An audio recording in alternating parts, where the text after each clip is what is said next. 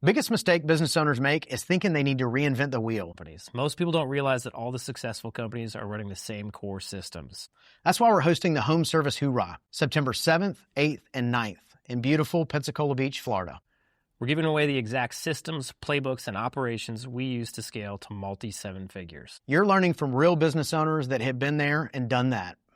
People who are in your exact position and scaled their business without losing everything. Tickets will sell out, so register now at homeservicehoorah.com. Again, that's homeservicehoorah.com. So I got a message the other day, and this person didn't come right out and say this, but the implication was pretty clear. They basically called me a fraud. Here was their point. I sit here and I preach freedom. I talk about how your business should serve you and not the other way around. And yet, there I was pouring everything into opening this new business. Long hours, late nights, all in. So their question was basically, what gives?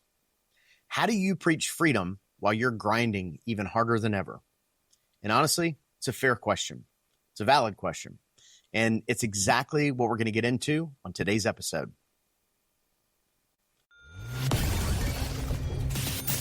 Running a home service business is hard. So how is it that some people make it look so easy? Well, we'll tell you. This is the Freedom Blueprint Podcast. It's always good to hear the wins that successful contractors have. But have you ever thought that the best advice would be to hear about the speed bumps they encountered, the mistakes they've made along the way? We're going to talk about the good, the bad, and the ugly. We want you to be successful and avoid the mistakes others have made.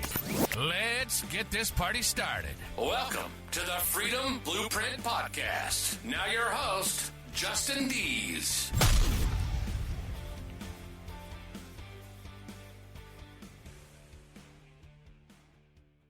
Welcome to the Freedom Blueprint Podcast, the show for home service business leaders who want to build a business that serves them, not the other way around.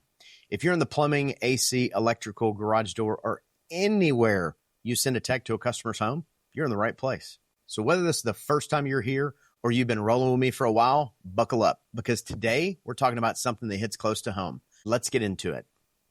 Working hard and being a slave to your business are two totally different things. They're not the same thing. Now, here's my confession. That message, it got under my skin a little bit, because for a second I thought, maybe they're right. Maybe I am being a hypocrite. I mean, there I was back in the grind doing the very thing I tell other people to build their way out of. But then I sat with it for a few, and I realized the person asking the question was missing something big. They were missing the concept of phases, because the grind I'm in right now, it's a choice, and it's temporary, and it's building towards something. That's completely different than being trapped. So let's talk about what's really going on here. Every business goes through phases. You've got the infancy stage, you got the teenage stage, you get into the maturity stage and the growth stage. And here's the truth nobody wants to hear. When you're launching something new, whether that's a brand new business, a new product line, if you think you're not going to have to put in the hours and grind, I'm here to tell you, you're probably not doing it right. Because that early phase, that's where you're learning new things. That's where you're building systems from scratch. That's where you're creating the process and the procedures that don't exist yet. And that takes you, the leader, being in it, hands-on. Because here's the thing. Every business has systems. Every business has processes. The only question is whether they're intentional or not. And in the infancy stage, if you're not the one shaping them intentionally, they're going to get shaped by accident. And that's a cost you probably can't afford. So if the grind is normal in the early phase, why does that message sting so much? Why does so many of us feel guilty about working hard? Here's what I think is really going on. See, somewhere along the way, we got sold this idea that success is supposed to look like sitting on a beach while the money rolls in. So the second we find ourselves back in the grind, we panic. We think we've failed. We think we did something wrong. And it goes deeper than that, because a lot of us came from the grind. We grew up turning wrenches, running calls, working ourselves to the bone just to get here. So when we finally build a little bit of freedom, the last thing we want to do is feel trapped again. That fear is real. And then there's the loudest voice of all. It's everybody else. It's the guy in your comments. It's the message in your inbox. And honestly, a lot of it's social media. Because let's be real about what social media actually is. It's a highlight reel, not real life. Think about it. How many business owners do you see posting at 3:30, 4 o'clock in the morning when they're grinding it out? Or posting something about how they're stressed out about payrolls coming up or a bill's coming up and they don't have the money for it and they're grinding it out? The answer is nobody. They're not posting the late nights, the hard calls, the problems they're solving behind the scenes. They post the vacations. They post the new truck. They post the wins. So you're out here comparing your behind the scenes to everybody else's highlight reel. And when your life doesn't match their picture, you start to question yourself. But here's what all of this has in common. It's all about how it looks, not about how you're actually building. So how do you actually fix this? How do you tell the difference between healthy grind and being trapped? Here's the gut check I use. It comes down to the difference between tactical work and strategic work. Tactical work is the right now stuff. It's solving today's problems. It's running the service call. It's putting out the fires. It's handling what is right in front of you. Strategic work is totally different.